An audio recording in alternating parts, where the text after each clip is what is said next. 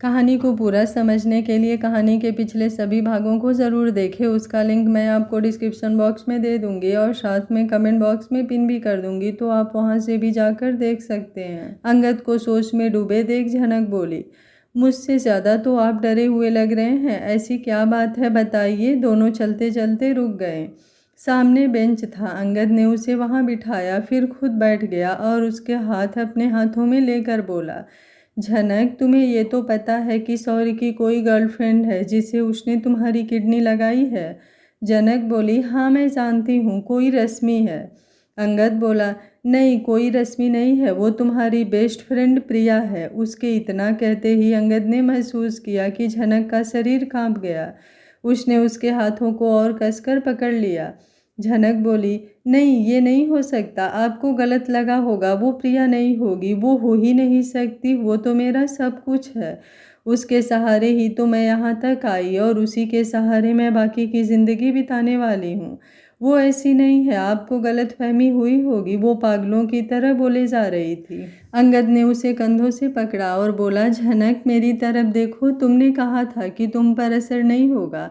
खुद को मजबूत करो, अभी तो और भी बहुत कुछ सुनना है, तुम खुद को संभालो। उसकी बात सुनकर झनक ने उसकी तरफ देखा और बोली, आप सब कुछ एक ही बार में बता दीजिए, इस तरह टुकड़ों में सुनकर तो मेरा दिल जवाब दे जाएगा। अंगद बोला, ठीक है तो पूरी बात सुनो। उस प्रिया ने प्लास्टिक सर्जरी करा के तुम्हारा चेहरा ले लिया है और अब वो सौरी की वाइफ बनकर दिल्ली में रह रहे हैं। अभी कुछ दिन पहले ही उन्होंने पार्टी दी थी। वो सोच रहे हैं कि तुम मर गई हो, उन्हें तुम्हारी जरा भी चिंता नहीं है, इसलिए तुम उनके बारे में सोचकर अपने दिल पर कोई असर नहीं लोगी, समझी। वो थोड़ा गुस्से में बोला। झनक के चेहरे पर कई भाव आ जा रहे थे, उससे बोला नहीं जा रहा था। वो रोने लगी और अचानक वो अंगद से लिपट गई। अंगद का सारा शरीर कांप गया, पर उसने उसे चुप नहीं कराया और ना ही उसे पीछे हटाया। वो कुछ देर अंगद की बाहों में रोती रही, फिर बोली, मैंने सारी जिंदगी किसी का बुरा नहीं किया, तो भगवान ने मेरे साथ ऐसा क्यों किया।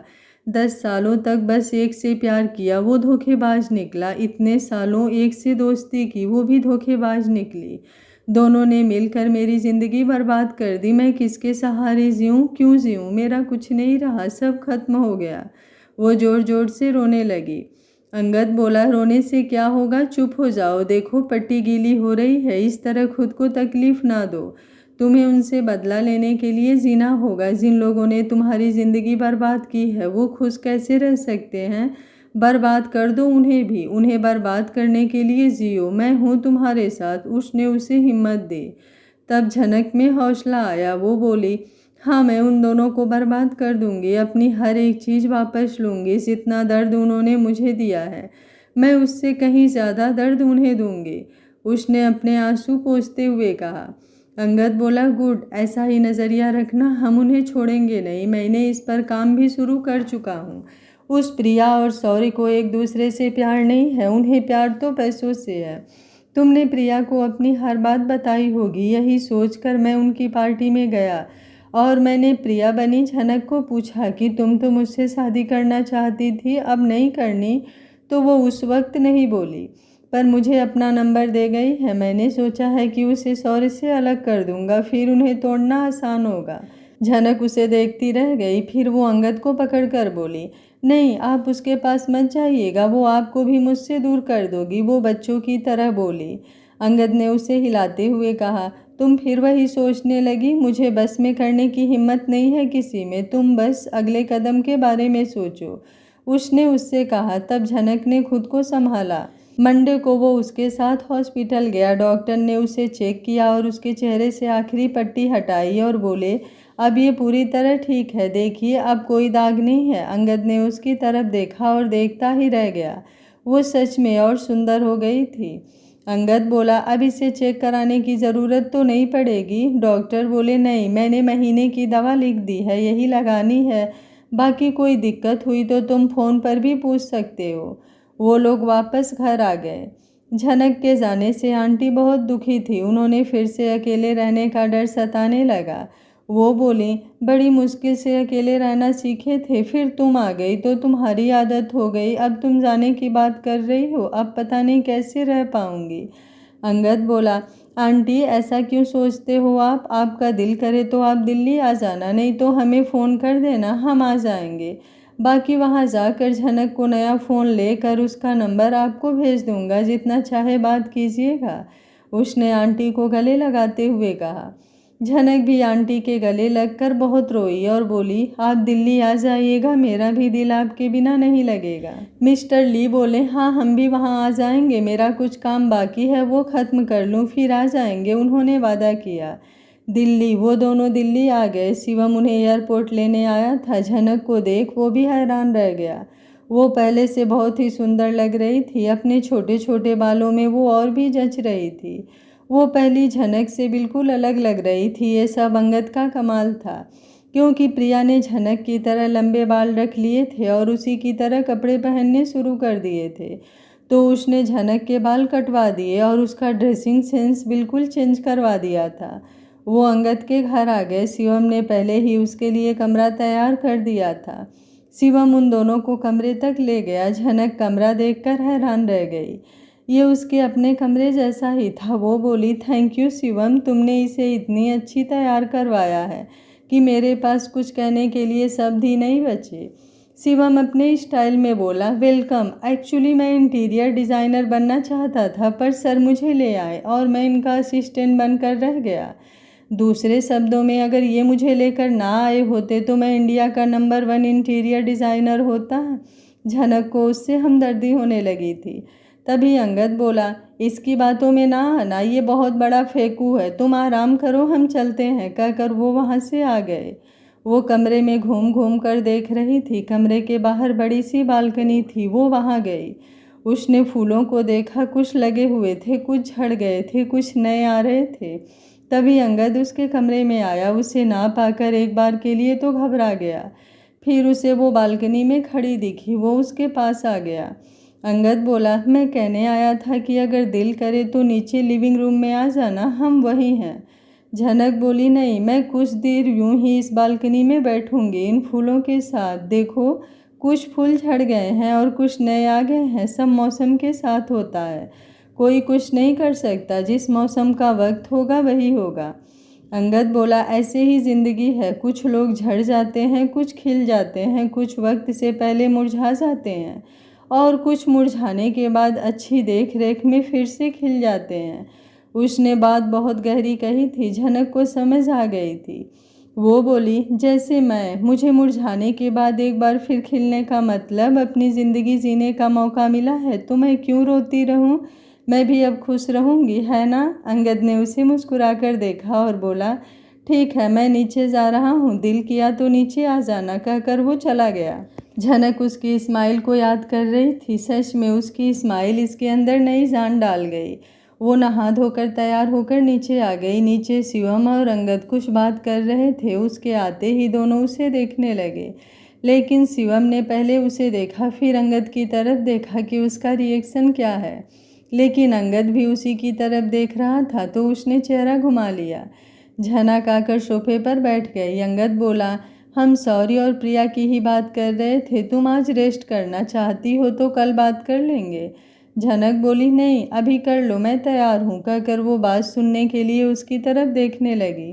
अंगद ने इशारा किया तो शिवम ने टीवी ऑन कर दिया। उसमें सौरी की पार्टी की वीडियो चलने लगी। अंगद झनक के पास आकर बैठ गया और उसे ध्यान से देखकर बोला, ये सौरी की उस पार्टी की वीडियो है जिसमें हम गए थे, उसे देखो और पहचानो। झनक उसे देखती ही रह गई। ये प्रिया तो बिल्कुल उसके जैसी लग रही है जैसे वो पहले थी। उसने अंगद की तरफ देखा तो वो बोला, देखो ये प्रिया है, इसने खुद को तुम्हारे जैसा बना लिया ताकि लोगों को बेवकूफ़ बना सके, उसने गुस्से से कहा। झनक वीडियो देख रही थी, उसकी आंखें गीली हो गई। उसने आंखें साफ की और बोली, हद है, सच में हद है। इतने घटिया लोग पैसे के लिए कुछ भी कर सकते हैं। ये प्रिया सौरी के साथ कब से थी?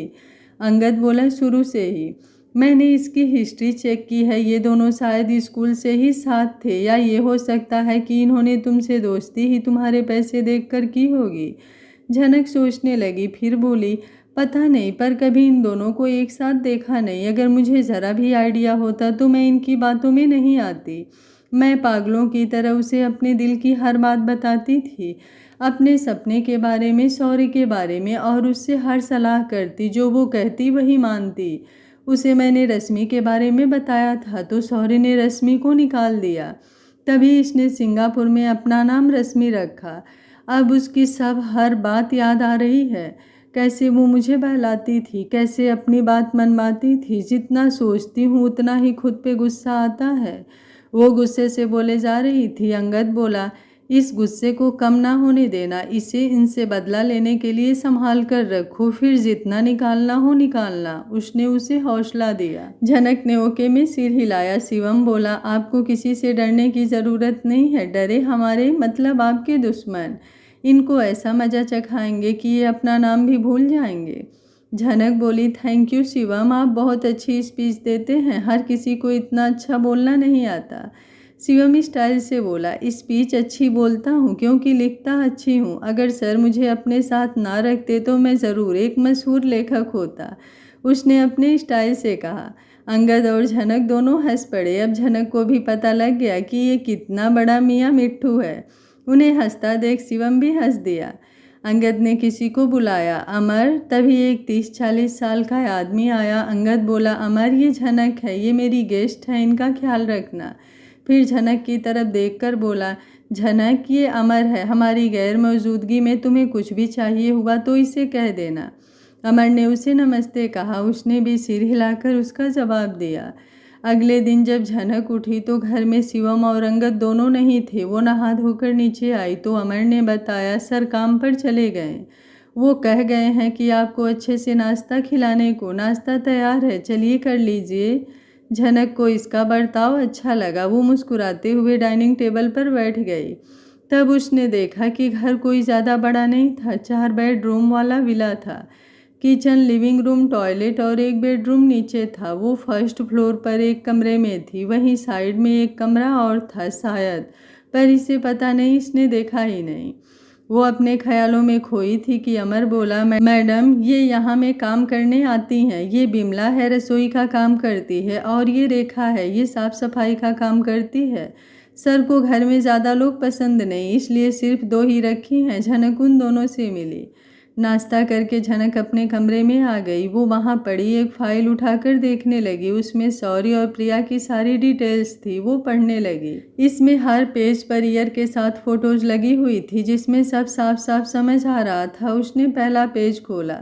सन 2012, क्लास 8। साथ में शौर्य और प्रिया के गले लगे हुए फोटो थी। प्रिया रो रही थी। झनक को याद आया, ये उस वक्त की फ़ोटो थी जब प्रिया की मम्मी ने दूसरी शादी कर ली थी। तो क्या ये दोनों एक दूसरे को तब से जानते हैं? पर इन्होंने तो कभी जताया ही नहीं। मेरे सामने तो ये ऐसे बनते थे जैसे एक दूसरे को जानते ही नहीं।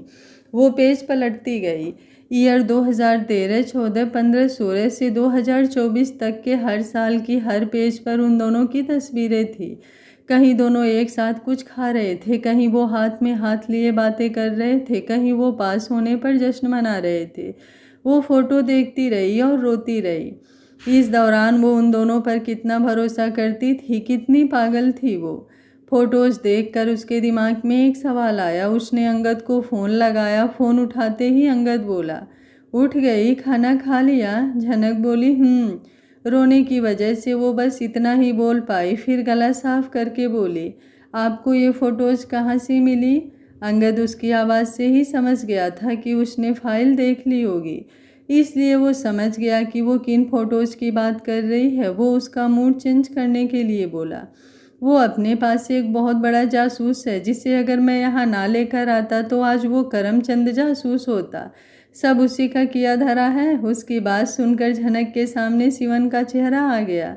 वो मुस्कुरा दी और बोली, बहुत ही बढ़िया जासूसी की है, थैंक यू। मैं तो ये सब कभी जान भी नहीं सकती थी। अंगद बोला, हाँ काम तो बहुत मेहनत का है। चोरी से किसी के घर जाना, उनके डॉक्यूमेंट ढूंढना, फिर चुराना कोई आसान काम नहीं है। झनक बोली, हाँ वही तो मैं कह रही हूँ। मैं सोच रही हूँ ये फ़ोटोज़ ले जाकर उनके मुँह पर दे मारूँ और उनसे पूछूँ कि ये सब क्या है। अंगद बोला, नहीं, हमें जल्दबाजी में कोई भी कदम नहीं उठाना है। पहले तुम उनको देखो, उन्हें अपनी मंजिल हासिल करने दो। जब वो शिखर पर होंगे तब उन्हें नीचे गिराएंगे, उस वक्त तुम उनका चेहरा देखना, उसने उसे समझाया।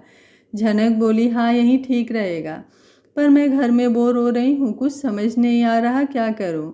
अंगद बोला, तुम वो करो जो तुम्हें पसंद है, मैंने सब इंतज़ाम कर दिया है। बेडरूम के साथ वाले स्टडी रूम में देखो, तुम्हें सब सामान मिल जाएगा। उसकी बात सुनकर वो फ़ोन लेकर स्टडी रूम में चली गई। वहाँ पर ड्राइंग के लिए बोर्ड, पेपर, रंग और पेंसिल्स पड़ी थी। वो बोली, थैंक यू। अंगद बोला, बात बात पर मुझे थैंक यू कहोगी तो तुम्हारे थैंक यू का स्टॉक खत्म हो जाएगा। अच्छा, बैठकर डिज़ाइनिंग कर लो, अगर थक जाओ तो आराम भी कर लेना। अंगद ने कहकर फ़ोन बंद कर दिया। झनक सोच रही थी, इससे मेरा नाता ही क्या है, फिर भी ये मेरी इतनी केयर कर रहा है। एक वो था जिसे मैंने सब कुछ समझा और उसने मेरे साथ ये सब किया। किस्मत भी अजीब है, कोई सब कुछ होकर भी कुछ नहीं है और कोई कुछ ना होकर भी सब कुछ है। रायज़ादा ग्रुप। अंगद अपने ऑफिस में बैठा फाइल्स देख रहा था, तभी शिवम वहाँ आता है। शिवम बोला, एक कमाल की खबर लाया हूँ, कहकर वो अंगद की तरफ उसके रिस्पॉन्स के लिए देखने लगा। अंगद बोला, अब शगुन दूँ तो बोलेगा, उसने अपने स्टाइल में कहा। शिवम बोला, वो सॉरी ने हमसे उसके नए प्रोजेक्ट में इन्वेस्ट करने के लिए कहा है। अंगद बोला, गुड, अब जाल बिछा दो, मछली फंसेगी ही, लेकिन शर्तें अपनी रखना और ध्यान से रखना। बना लो कॉन्ट्रैक्ट, देखते हैं क्या करता है। शिवम बोला, कोई बात नहीं, कॉन्ट्रैक्ट बनाने में तो मैं माहिर हूँ, इसलिए ही तो तुम्हारे साथ आया था, उसने अपने ही स्टाइल में कहा। उसने कॉन्ट्रैक्ट तैयार किया और सॉरी को अगले दिन मिलने का टाइम दे दिया। अब वो अपनी चाल चलने को तैयार थे। अंगद रात को घर आया। झनक लिविंग रूम में उसका इंतजार कर रही थी। वो बोली, आ गए आप? वो बच्चों की तरह खुश होते हुए बोली। अंगद ने अपना कोट साइड पर रखा और उसकी तरफ देखा। वो बोली, पहले आप खाना खा लीजिए, फिर दिखाऊंगी।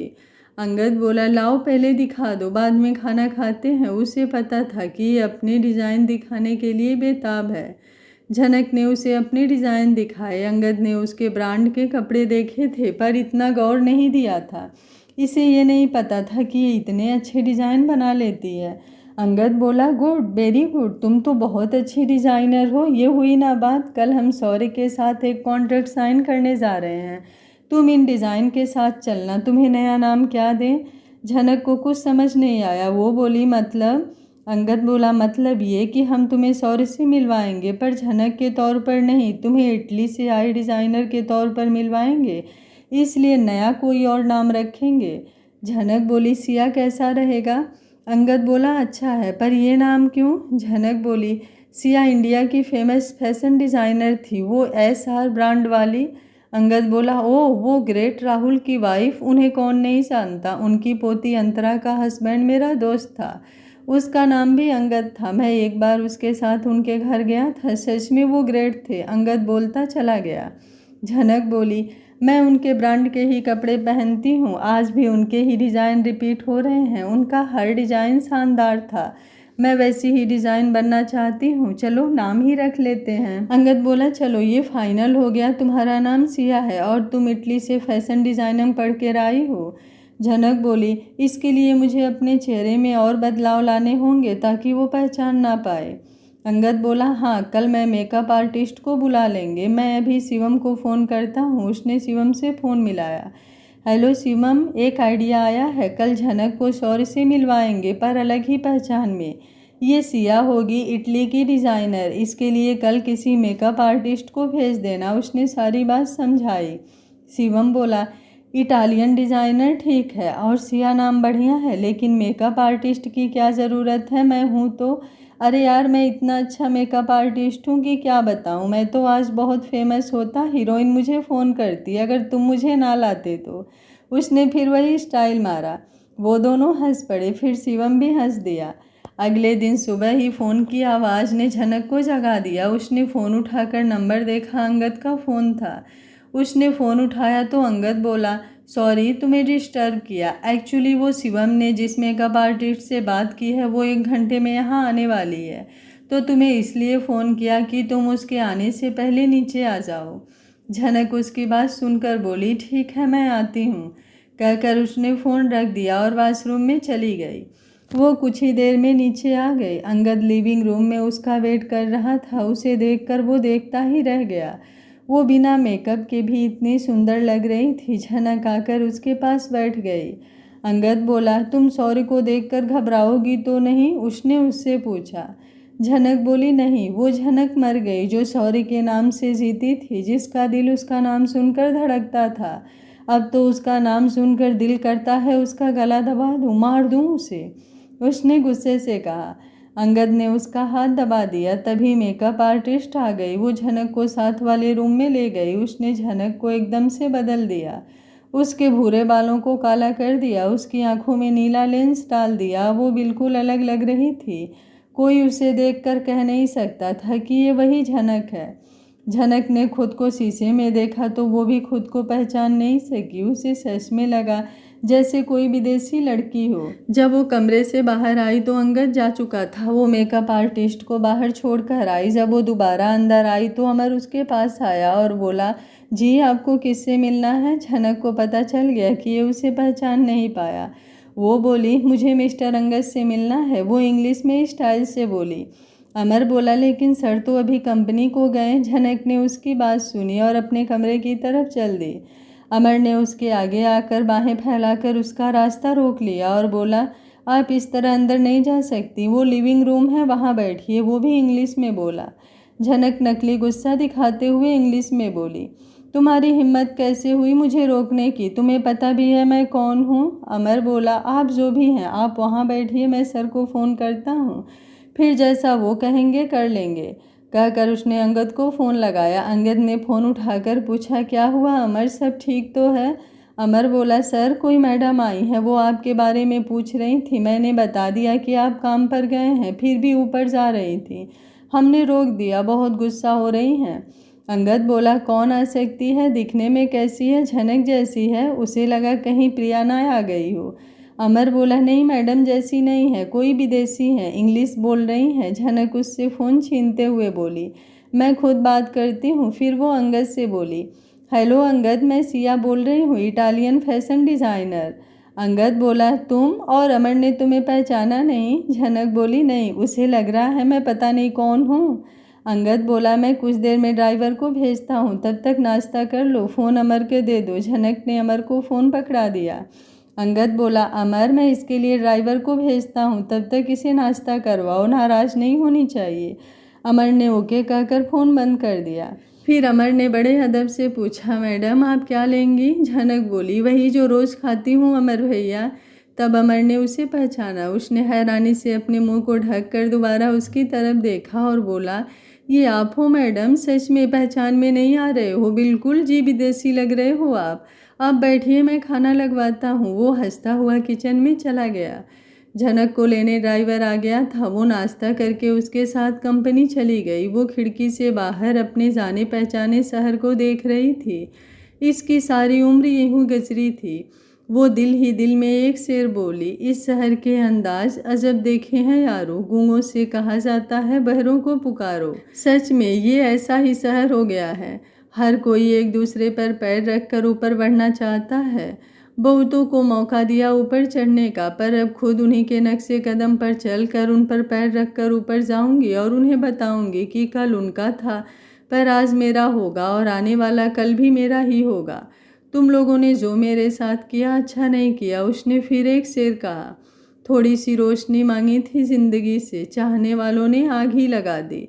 लेकिन ये लोग ये नहीं जानते कि वक्त किसी का नहीं होता। आज तुम खुश हो तो कल यही वक्त तुम्हें रुलाएगा। वो फिर शेर बोली, अपनी रोशनी की जगमगाहट पर कभी ना इतराना, चिराग सबके बुझते हैं क्योंकि हवा किसी की नहीं होती। आज जाने क्यों इतने सालों के बाद उसे शायरी याद आई थी। उसने शायरी करना तब शुरू किया था जब वो सौर्य से मिली थी और उसे प्यार करने लगी थी। वो अक्सर शेर लिखती और प्रिया को दिखाती। प्रिया बहुत तारीफ करती। वो पुराने दिनों में खोने लगी थी कि उसे फिर से उनकी बेवफाई याद आ गई। उसका दिल गुस्से से भर गया।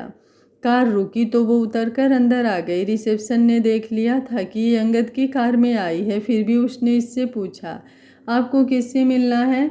झनक बोली, मुझे मिस्टर अंगद से मिलना है। उसने उसी वक्त अंगद को फ़ोन किया। सर, कोई मिस सिया आपसे मिलने आई हैं।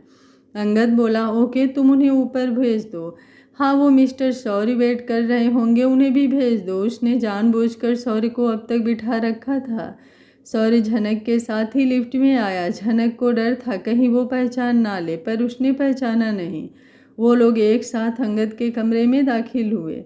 अंगद ने उन दोनों को बुलाया। उसने भी झनक को नहीं पहचाना था। उसे लगा शायद शौरी के साथ कोई आई है।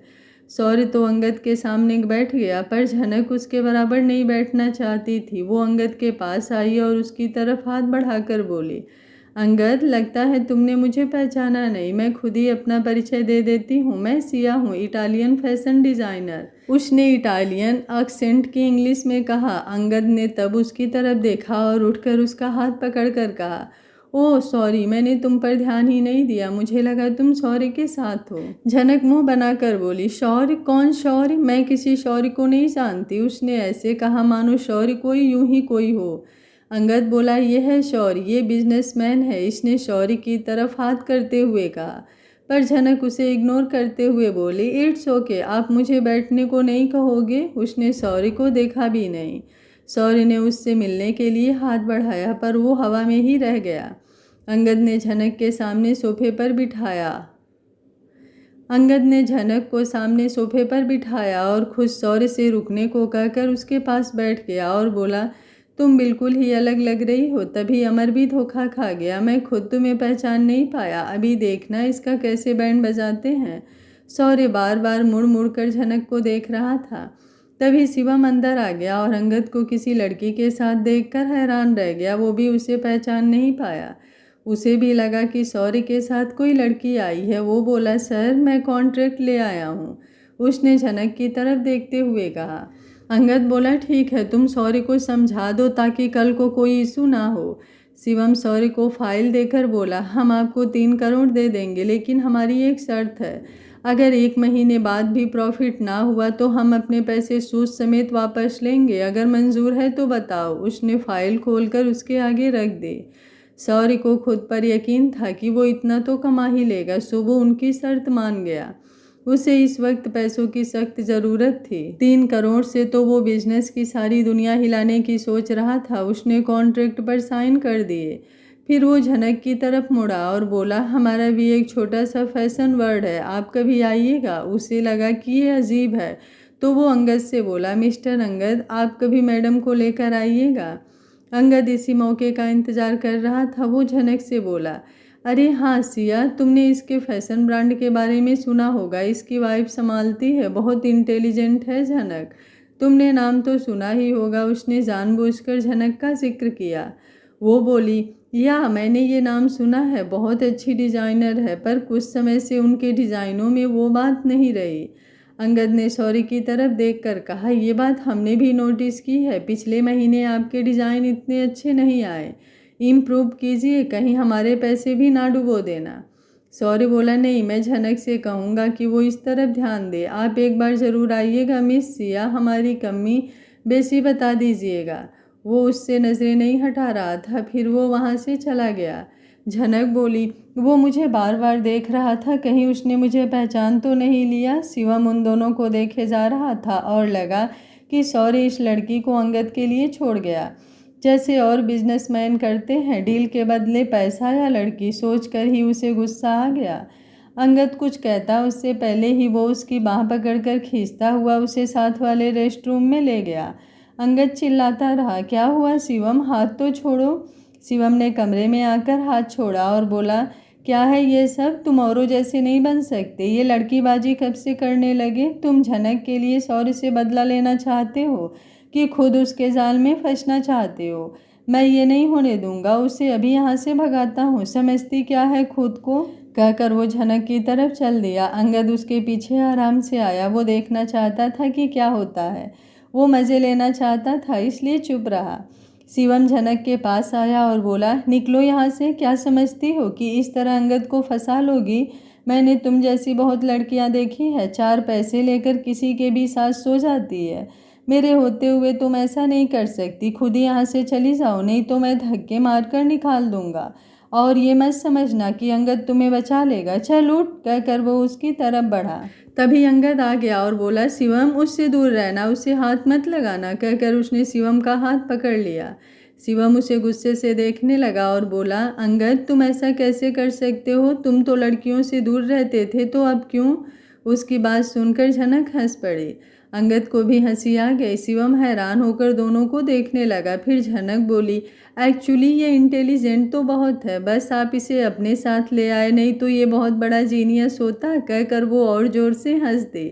अंगद भी हंसने लगा। अब शिवम भी झनक की आवाज़ पहचान गया था।